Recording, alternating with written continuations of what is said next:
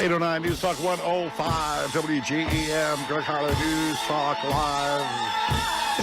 Monday, tax day. Let's take your mind off of taxes.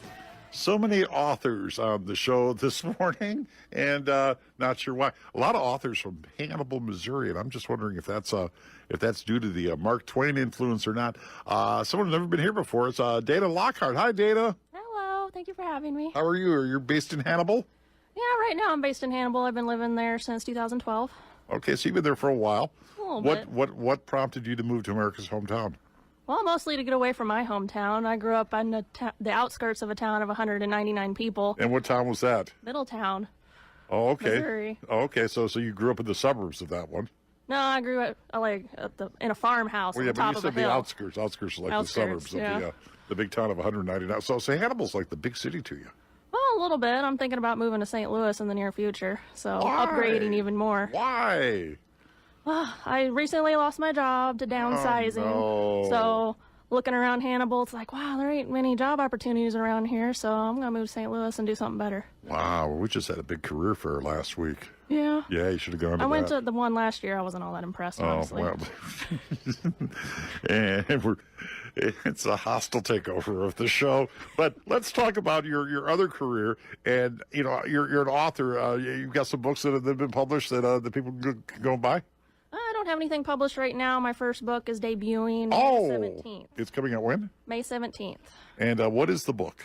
It is The Unlife of William Moore. And who's William Moore? Well, he is, as I like to call him, a pathetic vampire. I was tired of the hot vampires and the scary vampires. It's like, what if he's just a normal dude? A pathetic vampire. So it's based on a true story. Yeah, more or less, probably. Somewhere. And so what's the story about William Moore? Why is he pathetic? Well, he's more scared of you than you are of him. Oh, so he's just bad at being a vampire. Yeah, he's pretty shy. He's very socially awkward. He doesn't talk to many people, so he doesn't know how to talk to people. Does he reside in Hannibal or a city just like it? It's an unnamed small townsville. Oh, along a big river? No, I don't think so. Could be. Oh, okay. So you just picked it. You made up a town. Yeah, I made up a town to where you can imagine it to be whatever town that you want it to be. Oh, well, that's universal then. Yep. Yeah. So how long did it take you to write this book? Well, I actually started it probably when I was 16, so that probably would have been around 2010. So it's been a long project in the process. It's Monday. Could you tell? I love Mondays. Mondays are the best. It only happens on Monday. It'd be nice if the sun came out. So you were working on that for a while. Have you always written though? Do you write other stuff like a blog or? Yeah, I have a blog on my website, www.danalockhart.com. I talk about writing. I talk about what I'm writing at the time. I do book reviews, mostly of webcomics. I'm really into that right now. Oh, okay. So you've got a lot of stuff out there, and is this a self-published book, or did you get a publisher? Yep, I'm going to self-publish this one. I am looking towards getting traditionally published in the future. Oh, okay. Because this one, I've been sitting on it for so long, I just really want it to just get out there and get started. Oh, all right. So you've been how many rewrites did you do? Oh, a lot. I did a major rewrite about a year ago, and then a couple months ago I did another major rewrite. I added like 6,000 more words to it in that rewrite, so it's hovering about 70,000 words right now. Do you count the words? No, Microsoft Okay. Word does that for me. Okay, I was just wondering if you sat there and counted the words and go, oh, it's not long enough. What about an audio version of the book? You can do something like that? That costs money, so maybe not. Okay, see. well, I mean, again, the whole point is to get published and have people go purchase the book, and then maybe it'll turn into a major motion picture. That's the thing. I wanted to get into filming when I was younger. I wanted to go to college for filming in order to make my books into movies because I didn't trust anybody else to make a movie out of my book. Well, you might still be able to do that. You don't need a lot of you don't need a lot of equipment to make a movie. Just smartphone. Yeah, a lot of films, a lot of documentaries made that way. Yeah, I like to watch YouTube, like Tim H. and Kick the PJ and people like that make indie films on YouTube. Yeah, you can make some money doing that too. Yeah, a little bit. Then you wouldn't need a real job. A real job. Well, real job. Right, or get a real job. Real job. It's like being an author is a lot like being an artist, isn't it? It is. It's My daughter's an artist, and effort she's a starving artist. Yeah.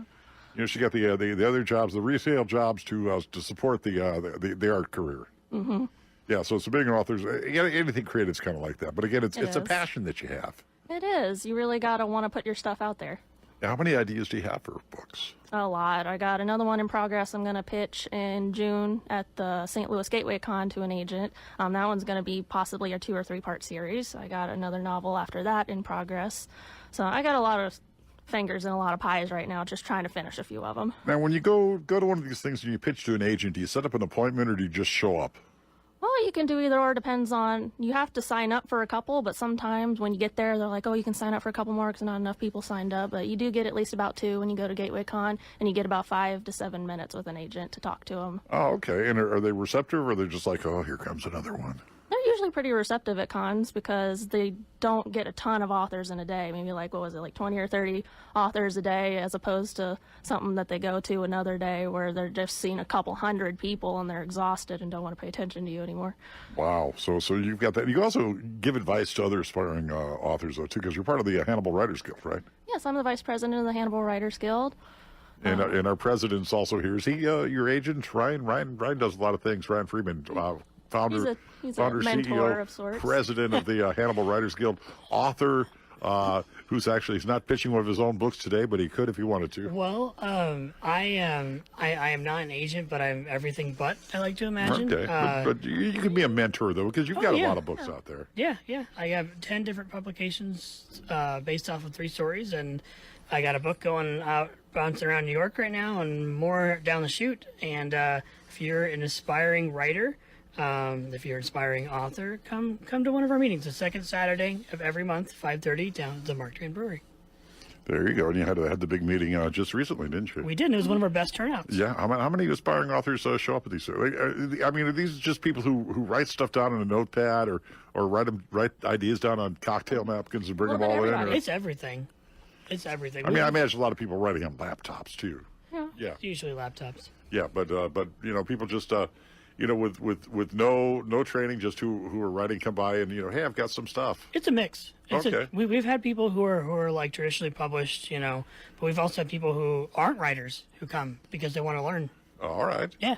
And there's a lot of information, and it's free to go to these meetings, isn't it? Yeah. Okay. Well, we are encouraging membership for $15 for a year, and that helps us do different guild things. But yeah. I thought you were going to say we encourage a love offering. Well, it's there. We have our little can. the little can. There it is. And Dana, how long have you been involved with the Writers Guild since its inception? Yeah, since day one. He posted it on Facebook. It's like, hey, writers, come. And I'm like, oh my gosh, I want to go. So I did, and I've only missed 1 meeting since its inception. So almost perfect attendance and stuff. Yeah, almost. Yeah. Now the book is coming out here soon, and it's what's it called again? The Unlife of William Moore. The Unlife of William Moore. That sounds like is it a funny book? It sounds like there would be some comedy there. There is a little bit of comedy. It's a pathetic vampire. Yeah, it's a little comedy, but it's also just kind of tragic that this poor person just had this thing happen to them that changed their whole life. Like he became a vampire? Yeah, he has a very tragic story. I suppose was anybody in fiction who's a vampire who wanted to be a vampire when they were growing up? Hey, I hope I become one.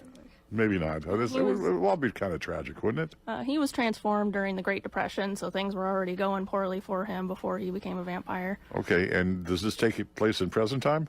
Yes, it does. I think technically around 2009, I think, is when I technically did it was the Great Depression, but again, vampires live forever, don't they? Yeah, they do. The tagline for the story is "Making friends is hard when you live forever." Oh, see, that's a great tagline. Yeah. I'd go see that movie. Oh, thank you. So we'll look forward to the book's going to be available where? Amazon, you hope? Yep, it's going to be on Amazon as a paperback, and it's also going to be an ebook.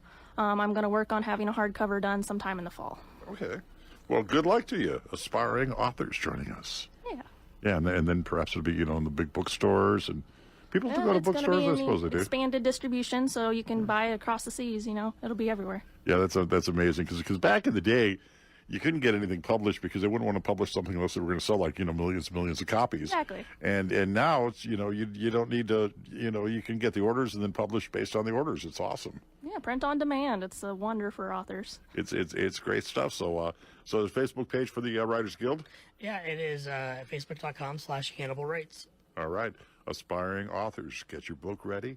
Get it ready to publish. And, hey, come on the radio and tell people about it. That's a great thing. That's right. That's right. Local author, Dana Lockhart with us on News Talk 105 WGEM. Thanks, Dana. Thank you. And Ryan P. Freeman. Thank you, Ryan. Thank you, sir. It's 20 after 8.